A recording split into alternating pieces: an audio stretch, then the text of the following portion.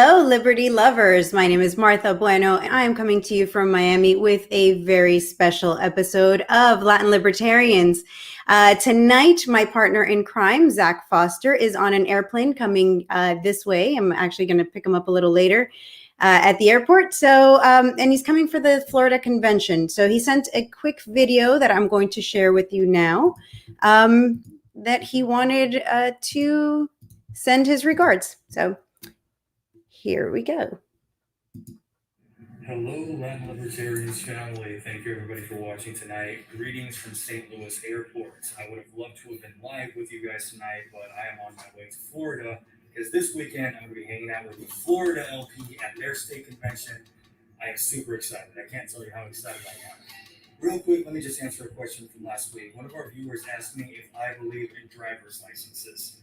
Actually, yes, I do. Now, before a bunch of people get triggered, let me clarify. I don't believe that the government should be the one issuing driver's licenses, much less have a monopoly on driver's licenses. But assuming that in the ideal Amcapistan, I am the owner of a road or a chain of highways, I would absolutely want some kind of evidence that the people I am allowing onto my private property are going to be responsible vehicle owners and drivers, and they're not going to be causing death and destruction on my highway. So yes, I would want something to vouch for their skills. It doesn't have to be from the government though. So in that sense, yes, I do agree with the concept of driver's licenses, but I don't agree with a government monopoly on driver's licenses the way we have right now. Well, my flight's boarding, you guys. I gotta go. Take it easy. All right. Well, that has nothing to do with what we're talking tonight, but I did want to share. He did send his regards. So tonight, we are going to be discussing a subject that I happen to love. It combines my love for Latin America and my love of cryptocurrencies, Bitcoin in particular. So if you haven't been living under a rock, you probably heard that as of last night or yesterday, El Salvador became the first country to make Bitcoin its legal tender. And just so that we can see what happened, let me bring up the video of that news. Let me just share this.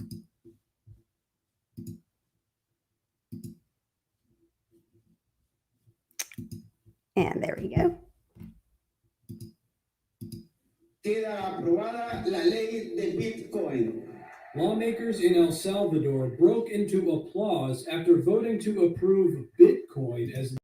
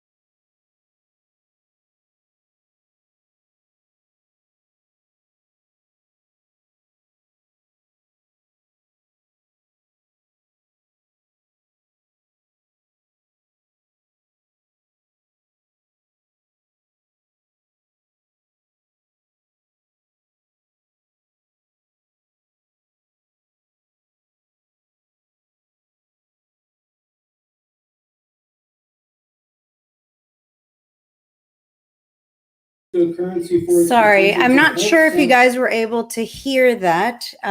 So let me try this one more time. I apologize. I thought you guys could hear it.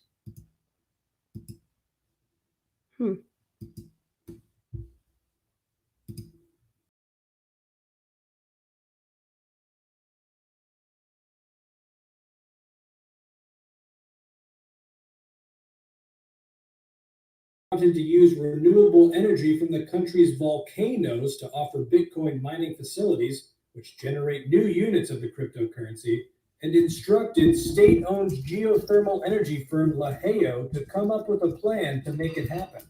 Meanwhile, Bitcoin enjoyed its best day in 2 weeks following the vote in El Salvador, rising as much as 6% to more than $35,000.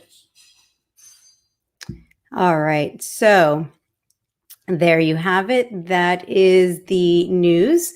Bitcoin is officially legal tender. And I have my guest for tonight. You guys might know him for the big yellow hat he wears. But tonight he's not going to be wearing that big hat. Give it up for Dan, Taxation is Theft Berman. Hey there from your how's it hammock. going? Yeah. Love it. So, Yeah. what do you think? Is this a libertarian future we've all been hoping for, or what? It's definitely awesome because a lot of governments have been trying to dodge their way around it and ignore it or try to control it in some way. I'm still a little unclear on exactly what this means because what's interesting about legal tender in the U.S. And I'm not sure if they use the exact words legal tender, but in the U.S. what it means is you can use this and only this. Whereas it sounds like, so in the United States, for example, if somebody owes you money and they bring you dollars, like you could borrow gold from somebody, and if they bring you dollars, you have to take it. But if when it comes to something like Bitcoin, of course, if the power goes out, you can't be forced to take it. You can't even pay with it, right? And I'm sure they're not getting rid of their national currency. So I'm sure they're going to have some sort of dual currency system.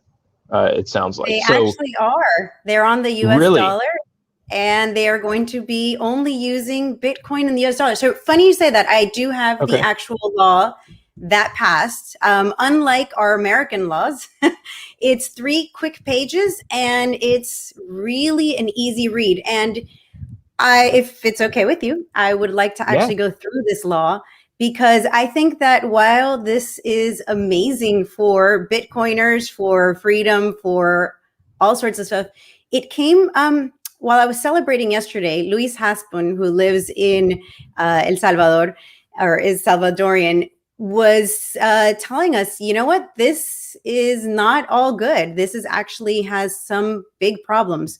So I wanted to go through those problems with you, see what we can find coming up. So this, I don't know if you can see it, but I'll go ahead and read it for you. So this is the Legislative Assembly of the Republic of El Salvador considering, so first article, that in accordance with Article 102 of the Constitution of the Republic, the state is under the obligation to promote and protect private enterprise, generating the necessary conditions to increase national wealth for the benefit of the greatest number of inhabitants. 2, that under Legislative Decree number 201, published in the Official Gazette number 241, volume 349, dated December 22nd, 2000, the United States dollar was adopted as legal tender. 3, that approximately 70% of the population does not have access to traditional financial services. This is really true. Salvador doesn't really bank quite yet. They're not there. And that's one of the, I guess, keys for not being in poverty is how much of your population is banking. So that is a problem for them. 4, that it is the obligation of the state to facilitate the financial inclusion of its citizens in order to better guarantee their rights. 5, that in order to promote the economic growth of the nation, it is necessary to authorize the circulation of a digital currency whose value answers exclusively to the free market criteria in order to increase national wealth for the benefit of the greatest number of inhabitants. And 6, that according to the previous considerations, it is essential to issue the basic rules that will regulate the legal course of Bitcoin. Therefore, now here comes the real interesting part. Let's go to the next page. I'm already intrigued by number 1, where they're like, oh, the Constitution says we have the authority to do this, and American laws don't usually look for that. Right. Also, I mean, right past that part. okay, yes, we can go back. Let's go back to number one. I What? no, I didn't want to dwell too much on that. I just wanted to point that out. Yeah, they have different laws, but I do love that they can just do this so quickly. Anything here in the US, not only do they present us with these bills that are like 7,000 pages, but it takes forever. And this was Right. pretty quick. We found out during the Bitcoin conference, Jack Mallers was the one that announced from the stage that this would be happening, and less than a week later, it passed. So I am wow. actually quite surprised, that this happened so quickly. I didn't really know a lot about Salvador and how their laws work, but this is definitely faster than the US. Okay, so here's the fun parts. The general dispositions, Article 1. The purpose of the law is to regulate Bitcoin as unrestricted legal tender with liberating power, unlimited in any transaction, and to any title that public or private, natural or legal persons require carrying out. What is mentioned in the previous paragraph does not hinder the application of the monetary integration law. I'm not sure what that monetary integration law is. I don't know. All right. 2, the exchange rate between Bitcoin and the United States dollar, subsequently USD, will be freely established by the market. That's pretty good, right? I mean, could be worse. It already is. So why would they write that into law? Unless it's just meant to preserve what already is.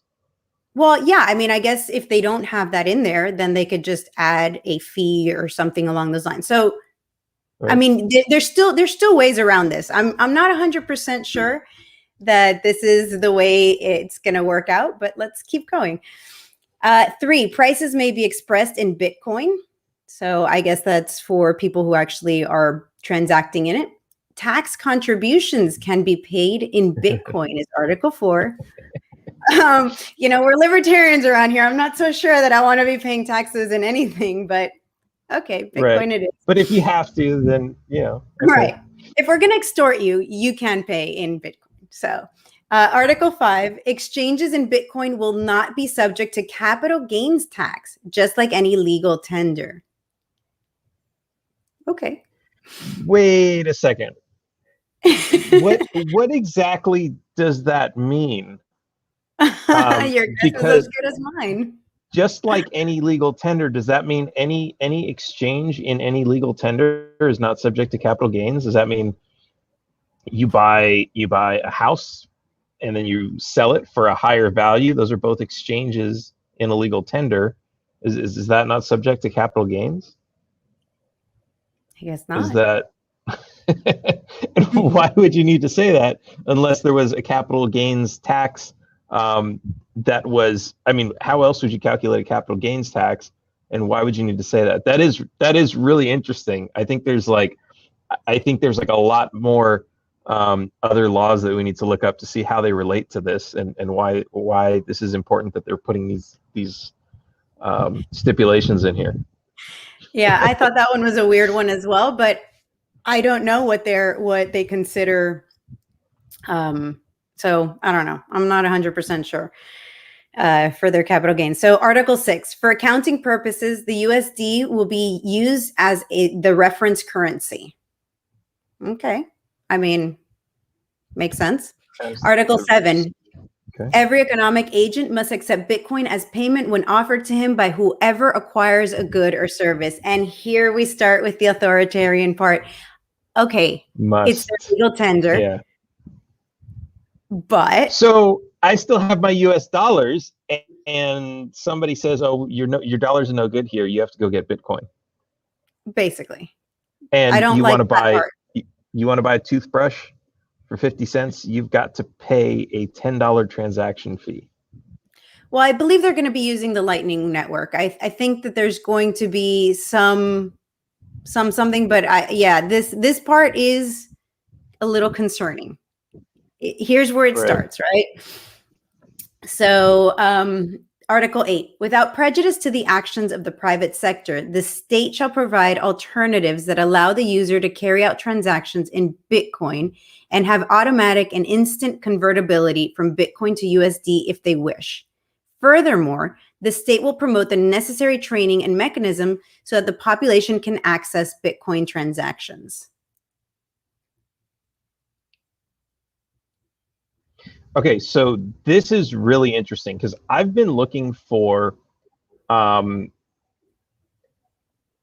going to try not to go back too far into the backstory here, but I've been looking for some sort of debit card that you could hook up to a blockchain wallet that when you swipe it, let's say you go to the grocery store, your groceries are $20, you swipe your card, it goes through the Visa or MasterCard network, and it says, hey, we want $20, and it goes to wherever your online wallet is, and they do an instant conversion into $20.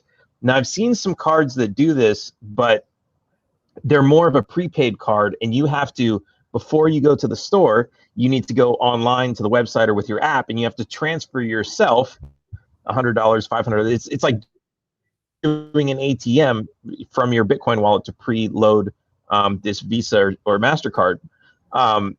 And it sounds like what they're getting at here is that there's going to be a system like that, but it also says the government's going to be setting that up.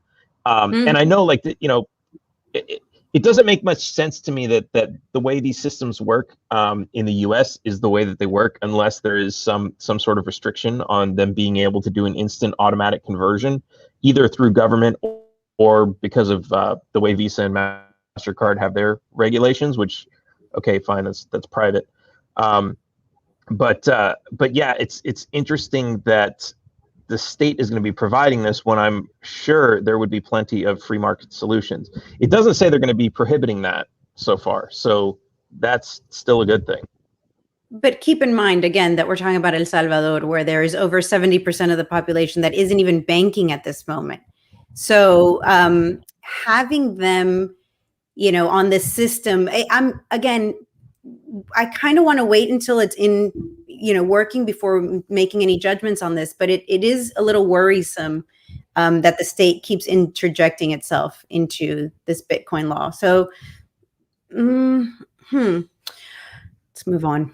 Article 9, the limitations and operation of the alternatives of automatic and instantaneous conversion from Bitcoin to USD provided by the state will be specified in the regulations issued for this purpose.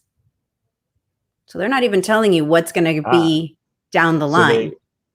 So it sounds like when the free market comes along and says, hey, we want to offer the same instant conversion that the government is providing, we're going to be able to regulate that. Right. Which, will they use it for good or will they use it for evil? I mean, it's the state. What do you think? It'll start off good and it'll probably end up on a sharp decline. Oh. Article 10, the executive branch will create the necessary institutional structure to apply this law. Again, the enforcement agency. Yeah. Enforcement and compliance. We will make sure that you are going to comply one way or the other. Final and transitional provisions, Article 11, the Central Reserve Bank and the Superintendency of the Financial System shall issue the corresponding regulations within the period mentioned in Article 16 of this law. So there's one more page. I said it was quick. It is, considering, again, it's an entire law on a new currency. I am so surprised. And I wonder why we can't do that type of stuff here. So Article 12, and here the last bit, I think is where it really gets juicy in the last page. Article 12, those who, by evident and notorious fact, do not have access to the technologies that allow to carry out transactions in Bitcoin are excluded from the obligation expressed in Article 7 of this law. The state will promote the necessary training and mechanisms so that the population can access Bitcoin transactions. So you're exempt from having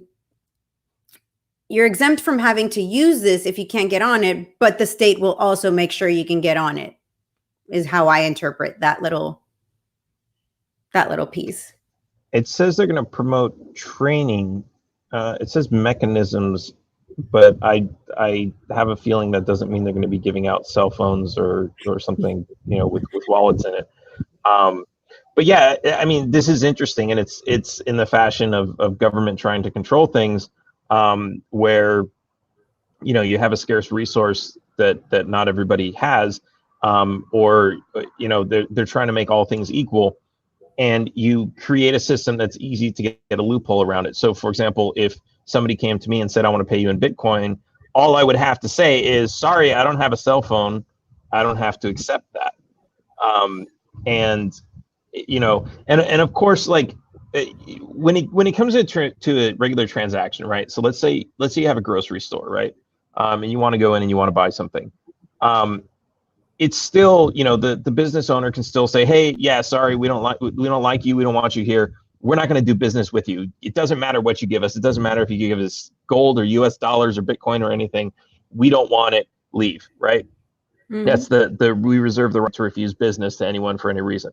But what's really interesting about legal tender is, and you can read this like on the US dollars, they specifically say it's legal tender for all debts, which basically means if you had gone to the store and you had taken the things on credit and you say, okay, I'm going to come back and pay you tomorrow, and you come back and you say, hey, I want to pay you in this currency, and they say, I don't want that currency, I want the currency you promised me, then you have to accept the legal tender currency, which in this case is now Bitcoin.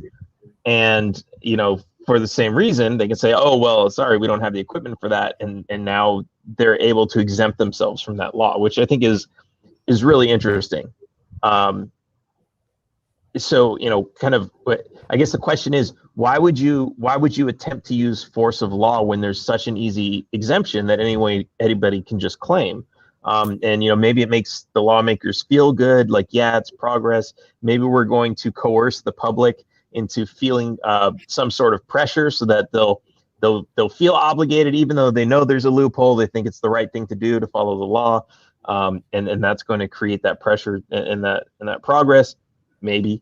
But yeah, it's interesting, and I think it kind of goes back to the point that, like, they're trying to force this when they could have just said, hey guys, like, yeah, it's Bitcoin, like, we'll allow it, do whatever you want with it.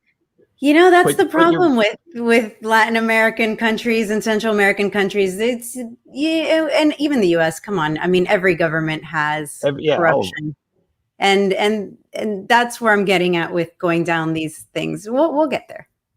Yeah, but I mean, it is still awesome in a way. Like, I don't want to totally knock it. It's like broken clocks are right twice a day. I literally said that yesterday in a tweet. This was great, but and everybody was praising the president of El Salvador, Nayib Bukele, because of this initiative, and I think that it is a great thing, and I hope it succeeds. I think that this could pave the way for it around the world and being free from having to use fiat currency, at least the way we do now. But I don't know. I still think it's a little.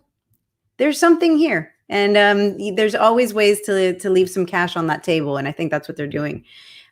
So I think we're on 13. It's also interesting too, because you have so of course the United States is doing an amazing job of stabilizing their own currency, but no sarcasm here.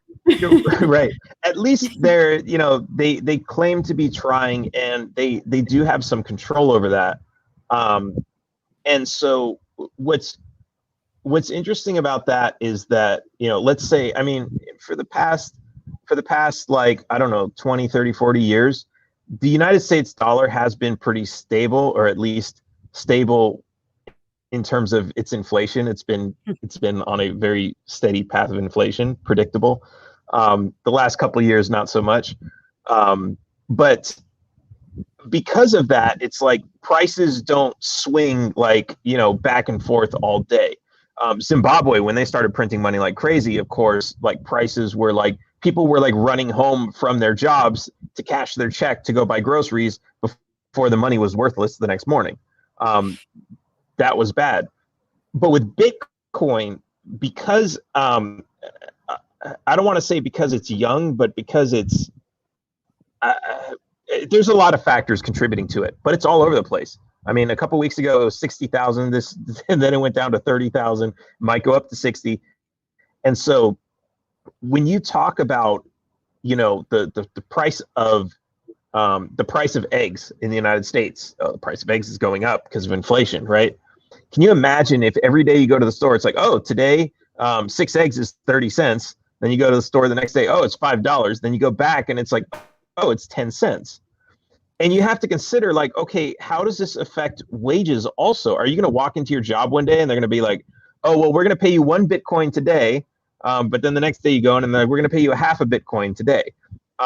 Because, it's when you have a steadily increasing, and I'm not sure how they handled this in Zimbabwe. I'm sure their salaries were increasing every single day too, right? Because if I don't think so.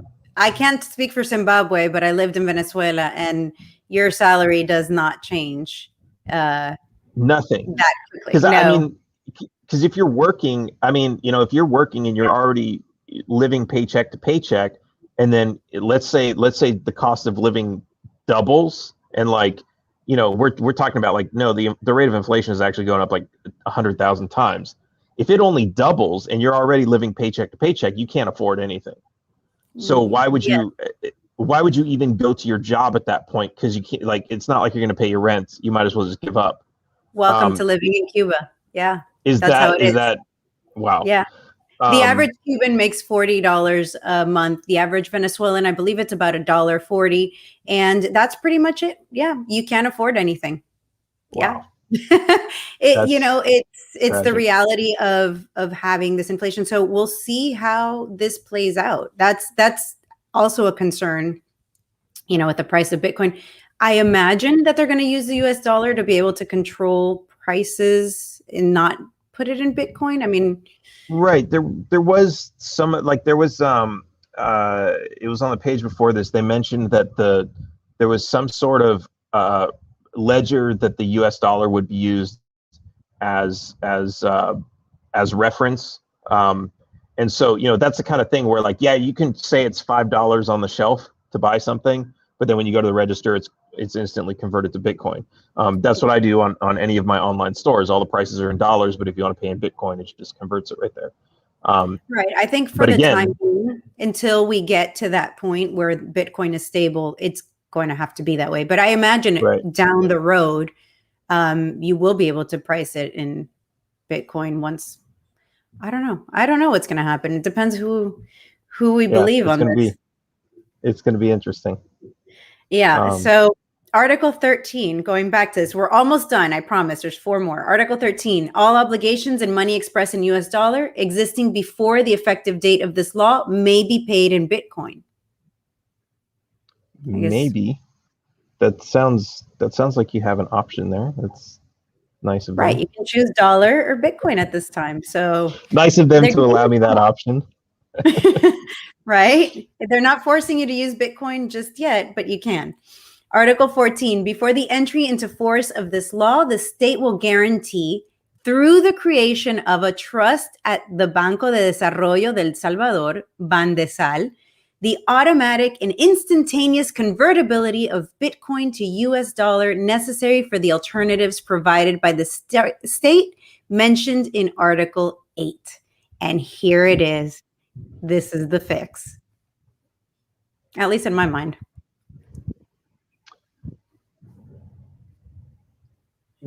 Well, I mean, this just obligates them to have that conversion before they enforce the law. See, here's the thing about El Salvador. I believe that there about 40 to 50% of the money that comes into El Salvador comes in from remittances from outside of El Salvador. So remittances are going to be forced through Bandesal so that you can get it into whatever system of crypto that they are going to use. This is going to force people to use this one and only alternative for payment. And that's where they're going to take their cut. This is, I would love to Is to this a say private that bank? I believe it's from the state, but the current president controls every part of El Salvador. So he has full control of this bank. I'm just saying. Interesting. I like to look at things, with a little bit of skepticism. And when I first read the, first few parts of this law, I was like, oh, this is great. This is the future we libertarians have been hoping for. And then, as I said, it was brought to my attention, and I was like, maybe I should read this thing over a little more carefully. And yeah, now that I think about it, I think that Article 14 is really where they're going to make some money off of this. He's going to, and not from, it's not going to affect us in the United States, our Bitcoin transactions. It's only going to affect El Salvador. And again, their technology is far behind ours. So it's not like they have a whole lot of alternatives. At least that's, again, where I think this is going. So we're almost done. Article 15, this law will have a special character in its application concerning other laws that regulate the matter, being replaced any provision that contradicts it. I think that was poorly worded, and that basically they'll remove any other law that contradicts this one. And then Article 16, this decree will take effect 90 days after its publication in the official Gazette. And then it was signed on the 8th day of June, 2021. Interesting. Yeah, there we have that. Was this law passed in English, or was it passed in Spanish? It was passed in Spanish, but this I got from the president, so it's their official translation. Okay. Does it have, because like Mexico does something similar where like they'll do all their contracts in Spanish and English, but the only one that's actually binding is the Spanish. I would imagine it's probably the same. It's probably the same. So I wonder if anything was lost in translation. Probably not a whole lot, but yeah, it's interesting. I mean, like I said, it's progress, but it does in some ways give more power to the state, and we'll have to see how they use that. What's also going to be interesting is, there are a lot of businesses that are always trying to figure out the next country to go to do their offshore, whatever financial businesses. And it would be interesting to see if this opens the door for more flexibility with certain things, whether it's a Bitcoin exchange or something, to open up in a country that's now friendlier to that currency. If that's going to be kind of like the new crypto shelter, where businesses can go to open exchanges and that sort of thing. I don't know. If it was here in the U.S., if it was the same, I'd say we probably are going to would be able to work around these issues, because it's such a small country, because again, the poverty levels, and I'm really concerned. I want to say that this is all going to be sunshine and rainbows and butterflies, and it's going to work out great. I have kind of I don't trust. It's probably a me thing, but I don't trust. So anyways, going to what you said earlier about somebody drilling a hole into the side of a volcano. Yeah. So, okay. So that was interesting. This is what the president tweeted today about, lower that volume. We did not need the volume on that. This is the hole that they drilled in the side of a volcano, and they are going to use green energy, according to them, to mine for Bitcoin. Nice. So, so this is interesting, because I saw Senator Warren was doing some interview with a couple people about Bitcoin, and they were talking about how.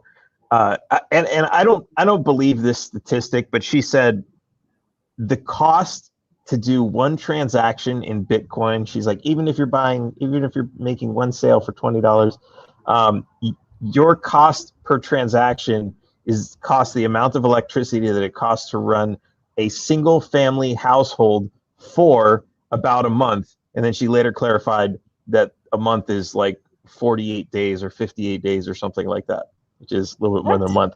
But I'm Yeah. like, okay, the transaction fee is $10, which is high, but like I know not all miners are making a profit, but that makes absolutely no sense to me. And then they went on to like, all these reasons why Bitcoin is terrible. It undermines the government, and I was like, that's kind of a good thing. Yeah. But it was That's kind of why we like interesting. it. Yeah, but it was interesting because like when I was thinking about it, like I remember looking into like Bitcoin mining years ago, and I was like, okay, like cost of electricity, how much, this is like everybody does this, right? Everybody's like, yeah, I could buy 1,000 graphics cards and set up a farm and we'll mine Bitcoin and all this other stuff. And the biggest expense for that is the cost of electricity. And everybody's always like, okay, like how do we make this happen? There was a company who was going to mine Ethereum, and they collapsed, but they were setting up shipping containers full of graphics cards and Ethereum miners and everything that they were going to deploy to like almost the North Pole, like North Russia, because they didn't need to pay the extra cooling cost on top of that, but they still had to pay for the electricity. And all these other people are going to like, well, okay, we don't want to pay the electricity. Oh, where can we get free electricity? Oh, the sun. And of course now volcanoes. And I think this is really great because exactly nuclear and water, whatever it's called, hydroelectric. Yeah. Yeah, there you which is what they're using here. They only say volcano because it's the hot water that comes from the volcano, but okay, it's water. So yeah, they're not actually using lava or anything. That would be so much cooler if they did, though. Totally would. but it's like, this is so like here you have Elizabeth Warren like trying to say like, yeah, we need to go green and save the planet, but she's also like saying, okay, let's get rid of Bitcoin because of that. And it's like, but wait a minute, if you allow people to like have their Bitcoin, I mean, like it's her job to give us permission. Let people have their Bitcoin. They're going to look for free ways to get electricity, which means they're going to stop burning coal and oil, and they're going to start looking for free electricity. This is already happening, and this might be the catalyst that we need to get over the hump of this transition from fossil fuels and all this dirty energy that we have into clean energy. Like this could be the catalyst that we need to, because like everyone's been sitting around. We've had solar panels for decades. Why isn't everything on solar? Why isn't everything on wind and everything else yet? Because solar doesn't work anywhere other than Florida. Hey, it works down here in Mexico. True. Well, I mean, come on, yeah. I mean, in the United States, in the U.S., it's around it works in Texas. Florida. There's lots of alternatives. There's lots of alternatives. And per square foot, yeah, that's that sort of thing. But the reality is, and yeah, you want to go with nuclear. Like that's a huge option too. And the great thing about nuclear is everybody's worried about, we don't have enough water, and thorium actually desalinates water while it creates nuclear energy. So win-win. Why aren't we doing this kind of stuff? Really? Yeah. So like it's a saltwater reactor. So basically it's, nuclear basically just creates heat. And then the heat basically steams the water and pushes it into a turbine. And so, yeah, and then you collect the water back and without salt. Would you really drink water that was put through a power plant? I'd probably want to measure it for like radioactive whatever first, but yeah, why not? I mean, if it doesn't, and I actually read a really interesting article on radioactive materials too. I hope I'm not going too far on a tangent, but that there's been this whole scare of like, oh my God, it's radioactive, we're gonna die if we're like within close proximity of it. But the reality is everything gives off some sort of radioactive emission, and the radioactive, like the dangerous radioactive stuff that we have is like things where they like, they'll mine like 100 million tons of rock, and they'll squeeze out like a tiny little pebble of like concentrated. This is like the enriched uranium, right? Because uranium is like, it's out there in the rocks. It's out there, and they just mine through like hundreds of tons of rocks to get these tiny little pebbles and collect them all together. But it's like those giant rocks are out there emitting this radioactive energy the entire time. It's just that it's so small, it doesn't do anything to us. There's radioactive energy coming from the sun all the time, but the atmosphere blocks a lot of it. Yeah, but if you get on an airplane for any number of hours, you're getting plenty of radiation. You're getting more than what you would get at an X-ray at any point. So, right. I mean, So we're constantly getting it. Yeah, and so and yeah. So, anyways, it's all out there, and it has to do with like dosage and levels and all that kind of stuff. So, but it's I guess the interesting thing about this article was showing that like most of the hysteria that we have about or the phobia about radioactive materials comes from all these the original nuclear plants meltdowns and all that kind of stuff. But in reality, and especially when you talk about thorium, there's no risk for meltdown because of the way it the way the particles on it react with each other. So like there's with uranium, what happens is and I'm no expert on this, so I might be a little bit off on this, but basically like you hit it with energy and like one atom breaks off into 3 atoms, and then 3 atoms go and hit another atom, so now you have 3 atoms that get hit and break off into 9. And so if you don't control that process, it'll just completely exponentially grow and you get so much energy, and that's how you get a meltdown. But with thorium, that doesn't happen. So even if you were completely lose control over it, it would still just kind of like eventually lose energy and spin down. So there's no risk for nuclear meltdown with that stuff. So it's an amazing technology and something we should be researching, definitely. But why aren't we using it? Because government. Because nuclear is so scary. Yeah, I mean that's the reality of it.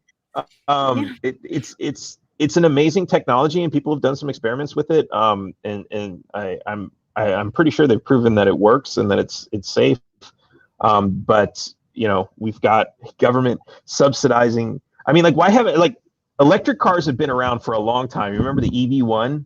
Like, I think it was a Saturn EV1 like decades ago, and then they did a recall and all that, and then electric cars just totally disappeared until Elon Musk came along. And it's like, the technology's been there. Why haven't they been making the cars? And it's like, well, because all the gas and oil and everything else is subsidized. Right. So it's basically cheaper. Why would you switch to electric if it's so expensive? And it's like, it doesn't make sense. But that's the catalyst that is going to allow us to remove those regulations. Like, remember with COVID, it was like, all of a sudden we had to push through emergency regulations and get, approvals for these vaccines out of the way. We needed it immediately.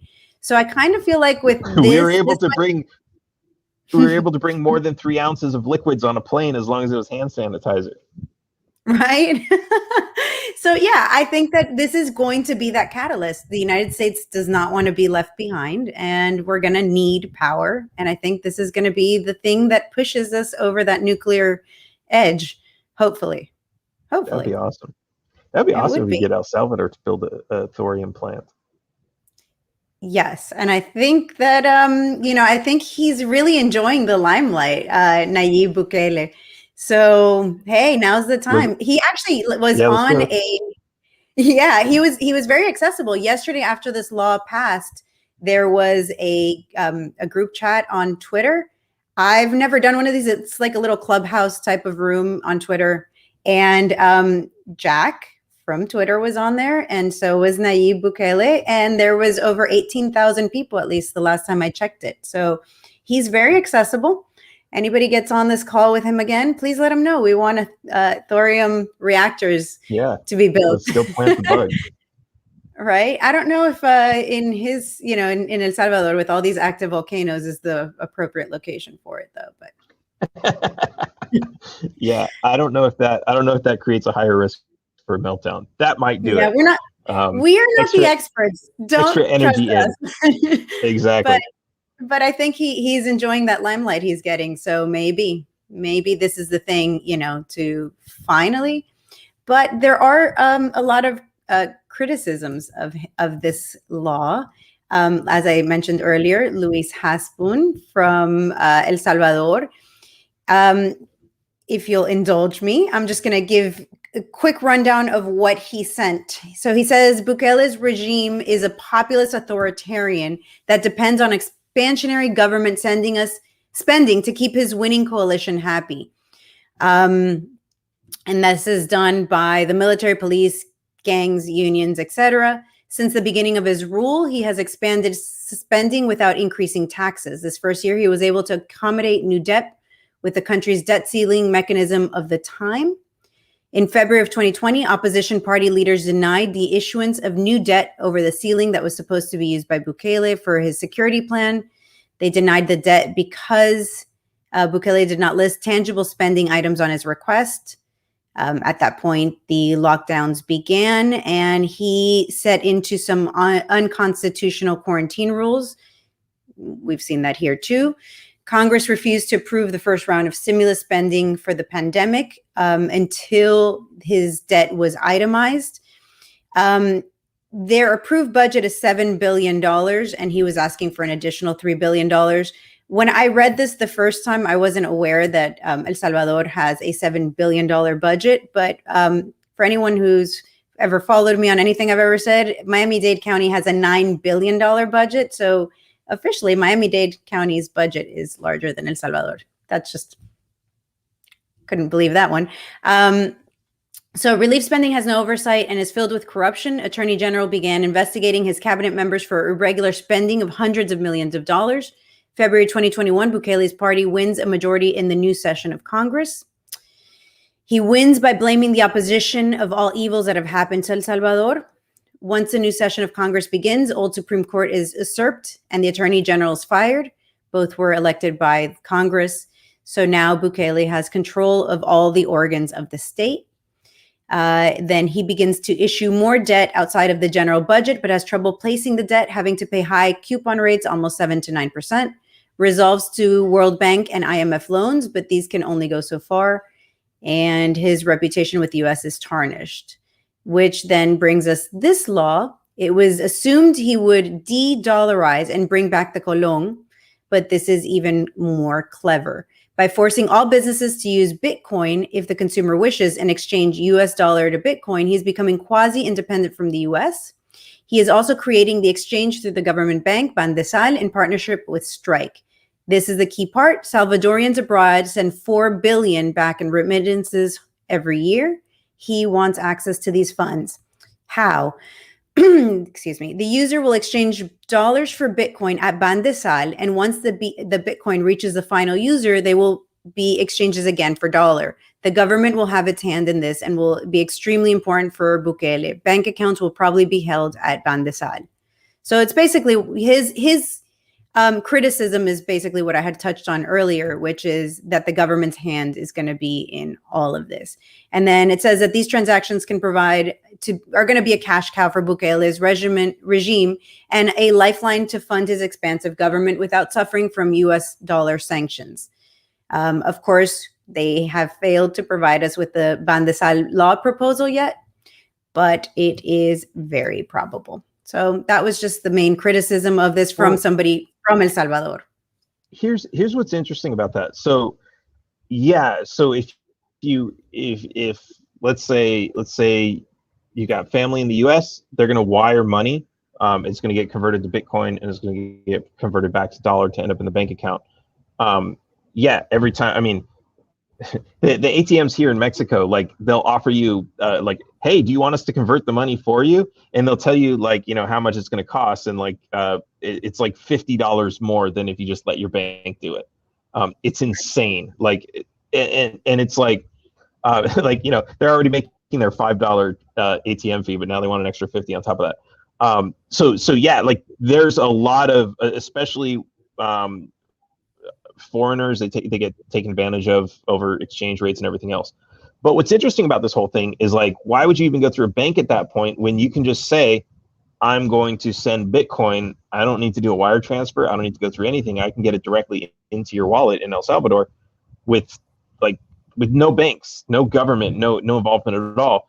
I guess the only limitation there is it's not so easy to get Bitcoin in the United States. And I say that as somebody who's I've had a lot of problems verifying my own account with like Coinbase or any of these, because I don't have a driver's license. All I have is a passport, and that was a problem for a while.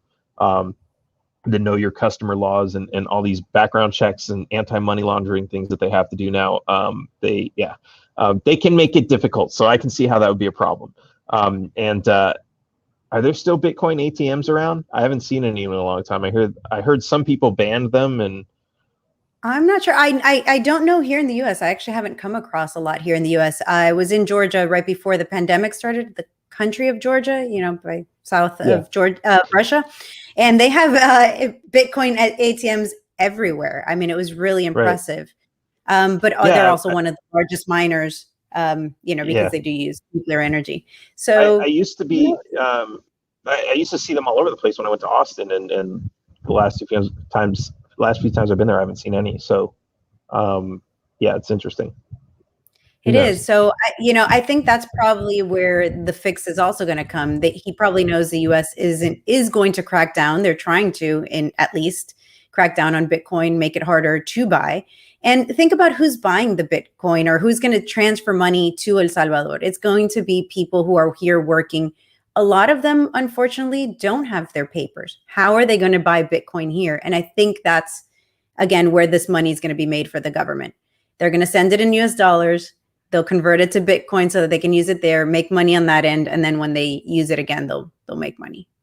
Right. So we're going to need to ensure that there are plenty of black markets where people can exchange cash for Bitcoin. I'm down to help make that happen. Right. Some other interesting things here, though. So, so one thing I just looked up the population. It's like 6.5 million. So, when you say the budget's not like it's the size, did you say Florida, or you said of Miami, right?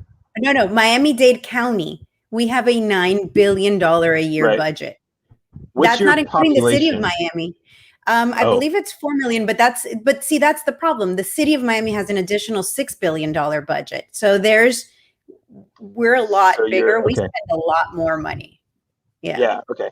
So that's interesting. Yeah. Okay. So that's one thing to take into consideration. This is basically the population of a city in the U.S., which is interesting. But so now they're borrowing money, and this is always a problem, right? Because in the United States, they're borrowing from a private bank, which supposedly they have control over. But it's and that's like all a shell game to begin with, right? Because it's imaginary money. But when you have other countries that are borrowing money from the IMF or from other countries or from other banks in dollars, you start getting into bigger problems because you can't just print money to pay off that debt like the United States does. And so there's been this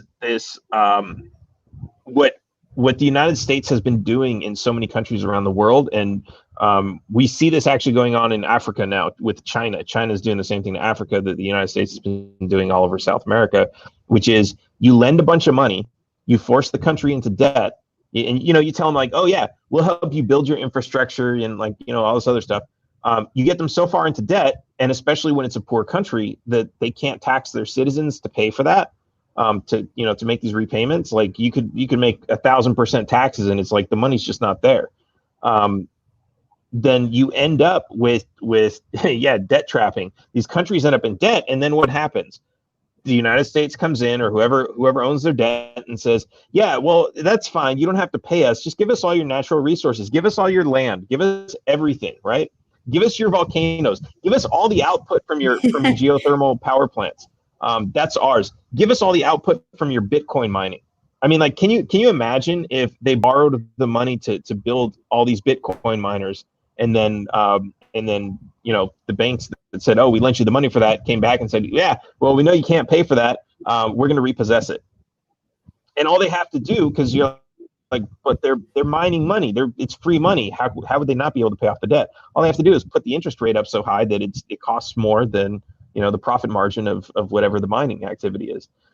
It's not that difficult. And when you have rulers who are in charge of countries, and like you said, it's he's trying to buy favoritism with the people. He's trying to make them happy, and it's like, oh yeah, I'll just borrow a little bit more money and give them whatever they want, because these are the people. It's the 6.5 million people of El Salvador. They love me. Who's going to turn against me? What could possibly go wrong? I'm giving them everything that they want. And it's like, yeah, next thing you know, you're getting drone strikes from the United States because you don't want to give up your Bitcoin farms. and hopefully that never happens. But like this is, I mean, this is why we're at war in the Middle East. They don't want to give up their oil. They don't want to give up their opium and everything else. Like people think like, oh, it's about terrorism and all this other stuff. No, it's about resources. That's how all this war always starts. So it's a dangerous game, and I hope nothing really goes south like that. But that's a possibility, and that's something we always have to look out for when countries are borrowing that much money against little resources.